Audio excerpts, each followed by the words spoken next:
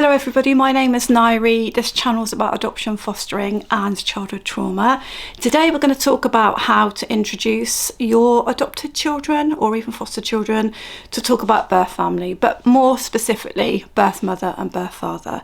It's a really tricky subject. It's going to be different for everyone, so all I'm going to do is share my experiences and you take away from it what's useful to you.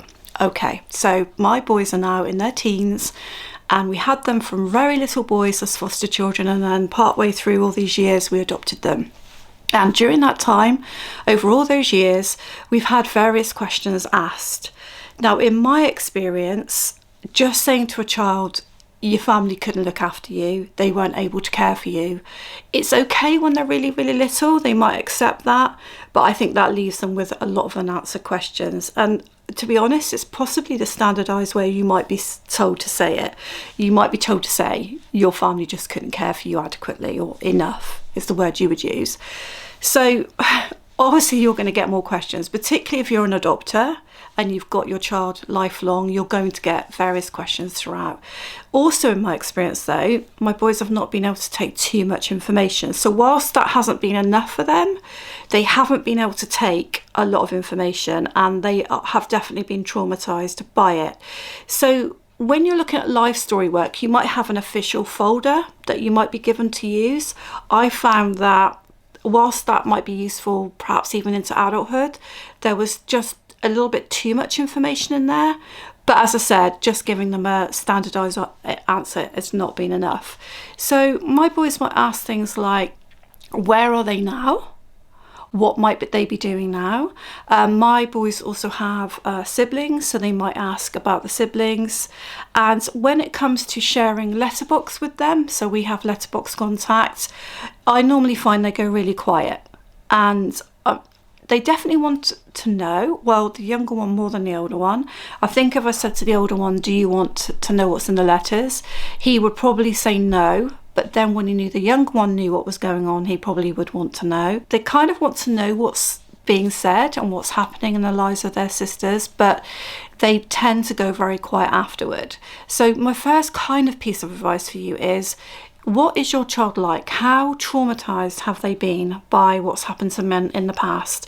It's always worth trying to keep some contact going with the birth family. And there isn't anyone who won't say that to you. It's always worth trying, even if that's quite a distant relative, even if it's a bit removed from the situation they were in, because in our situation, there was a high level of neglect and abuse. So actually, raising things around the immediate birth family and birth father is really, really tricky for my boys. But it's always still worth having some contact somewhere so you don't lose absolute connection with that birth family. Because later on, even if my boys can't really tolerate much now as adults, they may want to seek out that birth family. And if I've completely cut all ties because of them being so traumatized, they've got a lot of work to do to try to get to that birth family, if that makes sense. But I can honestly say that my boys are very traumatized by the events that happened to them, and they were only 2 and 3 when they came to me. So these are not children that had verbal communication at this point, a working cognitive memory, that's probably not the right word, of what was actually happening. It's a pre-verbal understanding of what was happening to them, but there's a lot of fear around that birth family. That fear relates to rejection. Biggest one would be being taken back away from us, being found again and having to return to that family. So as you can see, I've had to be really, really careful. However, I have shared little bits of information over the years. So from the time they've been 2 and 3 right the way to now 14 and 15, I've shared little bits of information. So when letters have come in, I've read them, I've let the dust settle, and then they've maybe asked questions around those letters. Sometimes I find they don't ask it on the same day. It might be they ask 1 or 2 things, go really quiet, but then the next few days they ask things. So you've got to judge how much of an effect it's having on your children when you share information.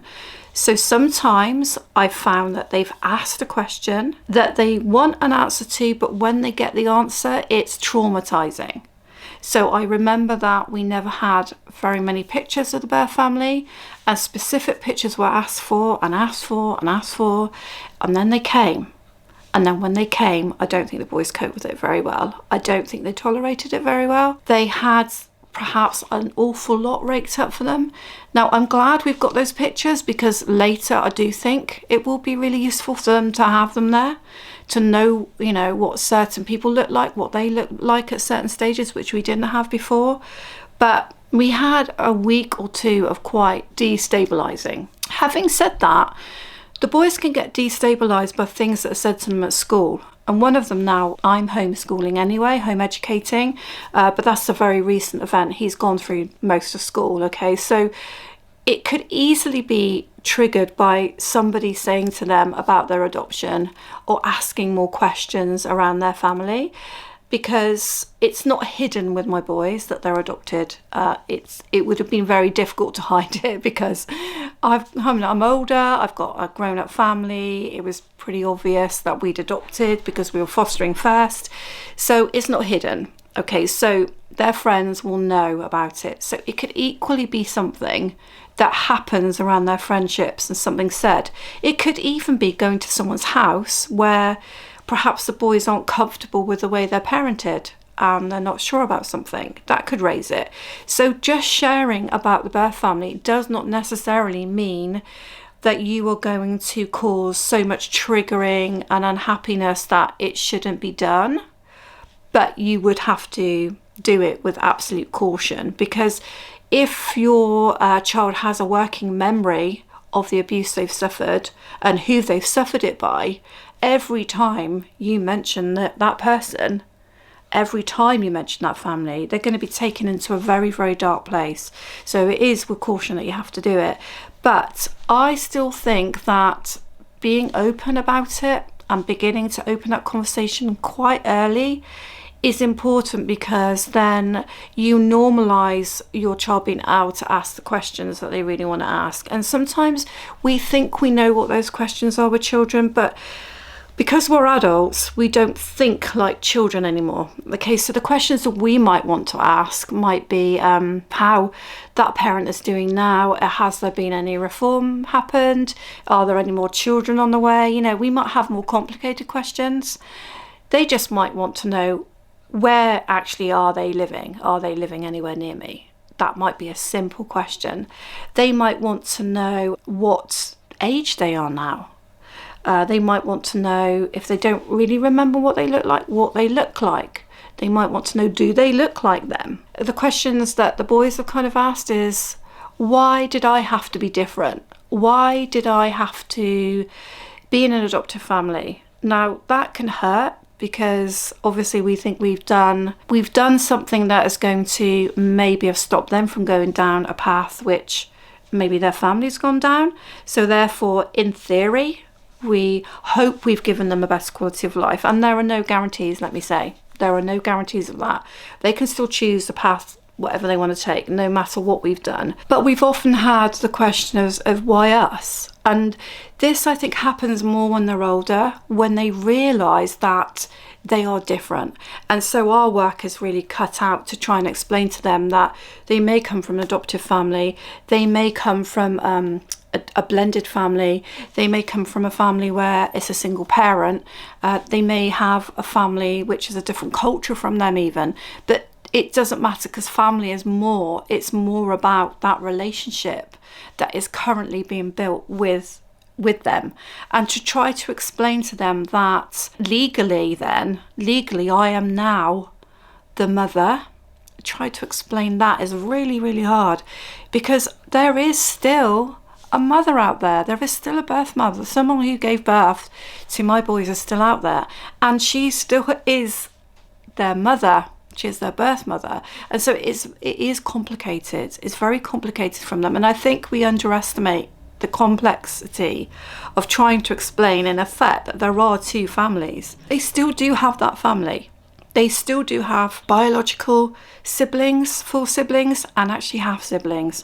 And then they have all their adoptive siblings, of which we have 5 adults. They're also their family.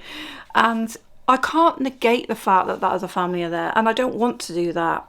But because they weren't kept safe in that family, and that's another term that's often used by social workers, is to say you weren't being able to kept safe in that family. I guess that's a good starting point, because being kept safe is the most important thing in a family. But again, it's very, very basic information. What does being kept safe mean to a child? It could be that your child wasn't having a high level of abuse and neglect. There were other reasons why they were taken away.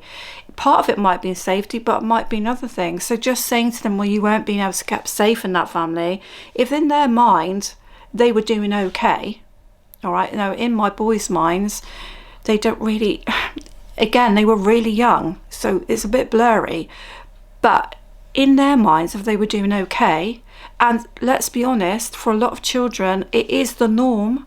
What they've been taken away from is the norm. So if they were doing okay, to say to them you couldn't stay there because you weren't being kept safe may not mean a lot to them. You may have to go into a little bit more detail.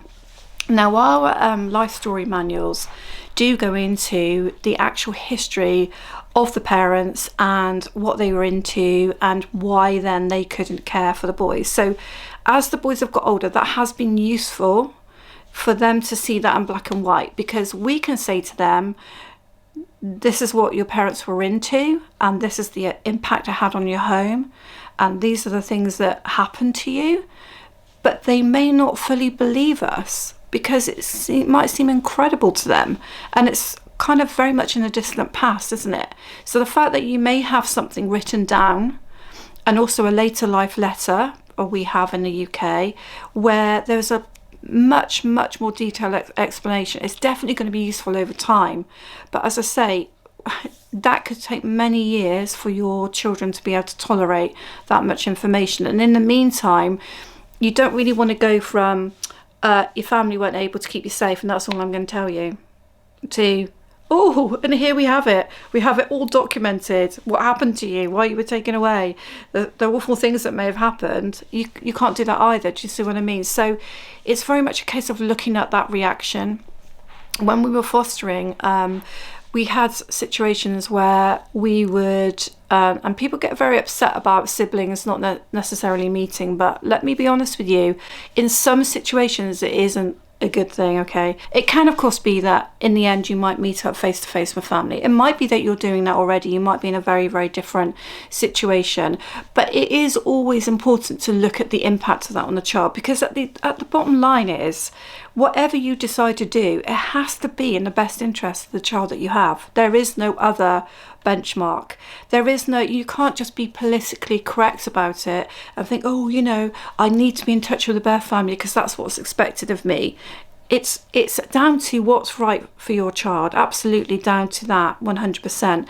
We had a situation where we used to meet up when I was a foster carer. We got a couple of siblings together. There's a big question mark over whether that was the right thing to do, and it absolutely wasn't, 100%, because immediately you could see that triggering, and afterward the impact was incredible. So it's not always a good thing to have face-to-face contact. I know I'm digressing there a little bit. I hope that's giving you a flavour of kind of how things have panned out with us.